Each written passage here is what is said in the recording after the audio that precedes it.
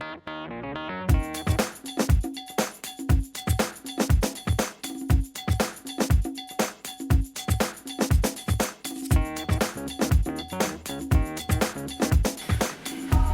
taught dogs the basics.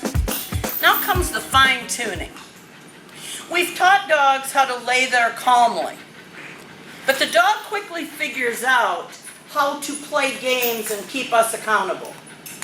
We've taught the dog how to do come on and with me, but the dog's all over the place, not taking it seriously. So, for that reason, today's a sharpening up day. Now, little Georgie over there is a game player. She's just like every other little kid in the world, busy, happy, imaginative, and loves attention. Because she was so cute when she was with her people, she learned to keep them accountable. First of all, she's entertaining. So she's cute and she gets everybody's attention. Everybody comments, everybody, oh look at her, isn't she cute? Now if you do that too much, then that child or that puppy learns to control situations.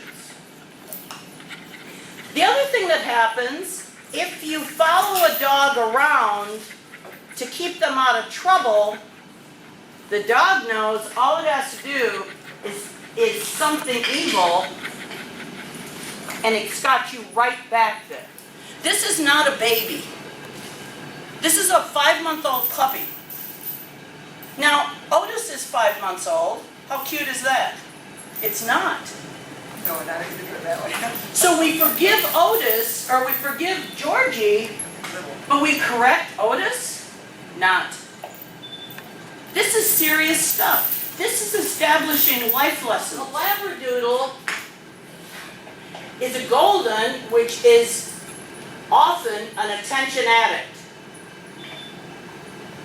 It is also, when you think about a golden, its relative is a Newfoundland, which is bred to pull tugboats. It is not a sensitive guy. So this dog demands attention. It's also part poodle, which is an entertainer, an active, busy, fun dog.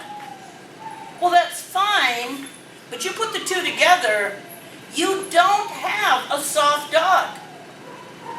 You have a dog that's a problem, don't you? And if he can get you to laugh at him, you're in trouble. Lenny is very much the same way. Lenny does not lay still very often because he's so cute to have around. He's so soft and fluffy. The problem with it is when company comes, Lenny competes with the company for attention. Lenny demands they pet him. If there were a child, you'd send him to their room or you'd send him somewhere else. The dog we somehow apologize for and call it cute. It isn't. It is not. So if I want this dog to understand how to behave,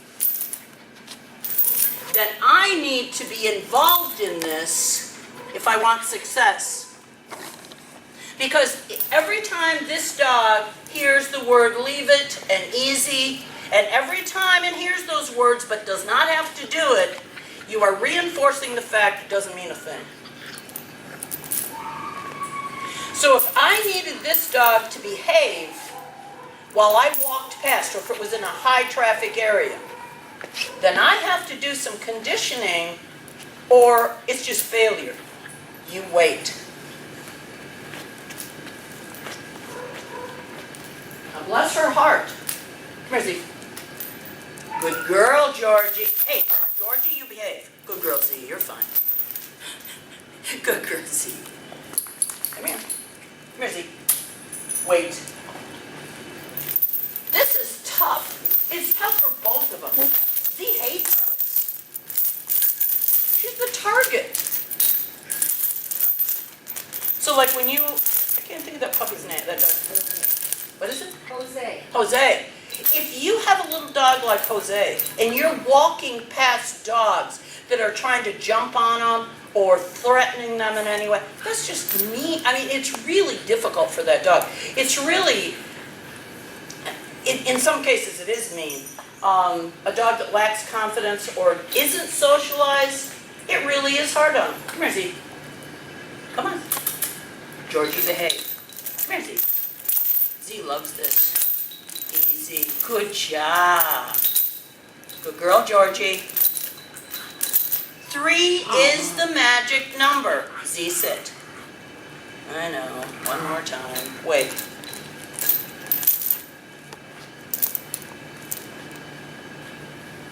Come on, Z. Good. Good girl, Georgie. So if in fact we have to have that dog parked in a high traffic area, then we need to take the time to teach. That makes sense to everybody? Now both dogs have got to trust you. It can't be we train one and the other one's crazy. No.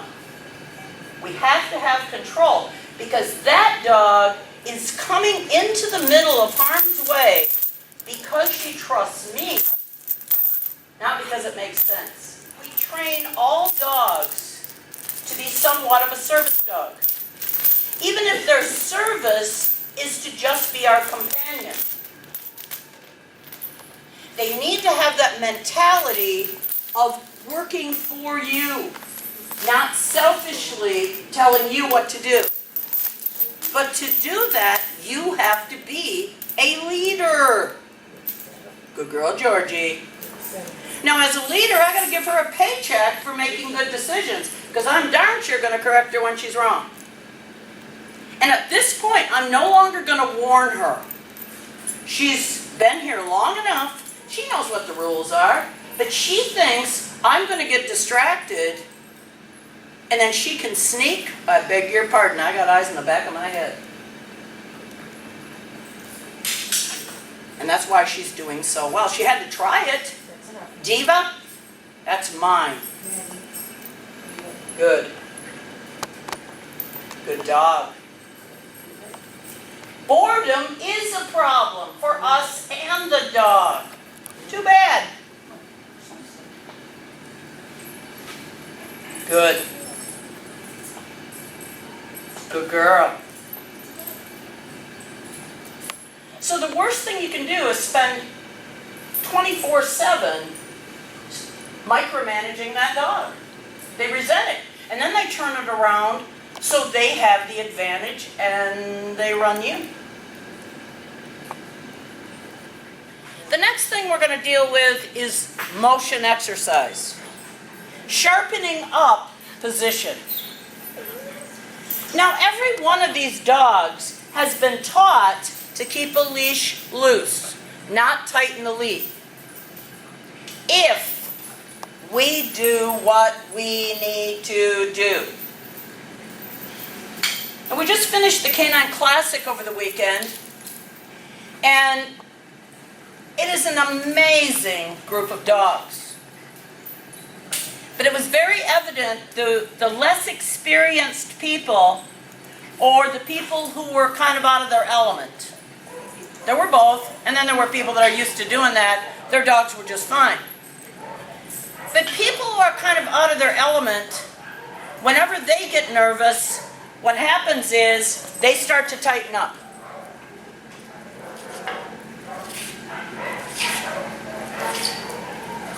And this is what they get. Then they get angry with the dog.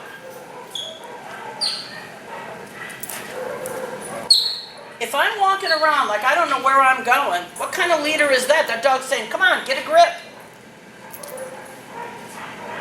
If I'm walking around hesitant, the dog's in my way. She's not tightening the lead. She's not doing anything wrong. If we're not talking to the dog, and we're worried, and we're acting like we're intimidated, somebody's got to be a leader. The dog will. This dog has worked every day for over a week after the day, or 2 days after the Canine Classic, which was a long day, then we did a big program for people with traumatic brain injury. So Z worked last night. I mean, she really is tired. It doesn't excuse her, but she's also 9 years old. So she doesn't quite have the energy of a young dog. This to her is not exciting. This to her is work. No problem, she can do it. But you're not going to see the attitude that a younger dog would have. So when we say, come on, Z, good girl. Come on, good. You see the lighter fun, if we were going to show her in confirmation, come on, good dog, good, come on. It's happy. If I say, Z with me, good with me, it calms down. Come on, babe. Good girl. On the other hand, if I want her to go to work, Z, side. If she were to go in with somebody with a wheelchair, off. Side is right here. And she's business now. This is not fun, this is business. Good side. Straight. Very nice job. So when we have those 3 different words, we have the ability to control not only the dog's position, but the dog's attitude as well. Now, all the dogs in here start out with the word come on, easy wait. They all know that. I hesitate to start teaching the with me right away because by the time we've done all the beginning stuff, if I showed people the with me, they'd forget about the come on. And a lot of people do. They haul that dog with me, with me, with me, with me, with me, and it's so wrong. You want that freedom, that fun on that long line. If you never work the dog on a long line, the dog is constantly trying to get away from you. And it shows every time. You can tell the dogs that are comfortable with it. She's very comfortable with a long line. She's never been held in, and that's where you're running into a problem with her, is because she doesn't know how to walk close. She's so used to being attentive at a distance, you can say come on to her and she'll come running in the same direction. That's truly the big problem, isn't it, when the dog won't come to you? Yes. You've already got that taken care of. So we start out with the long line, the freedom. If you fight that freedom, you'll have a dog constantly that pulls. You'll never have a dog that wants to be with you. If you start out with a short line all the time, his goal is to get away from you. Always.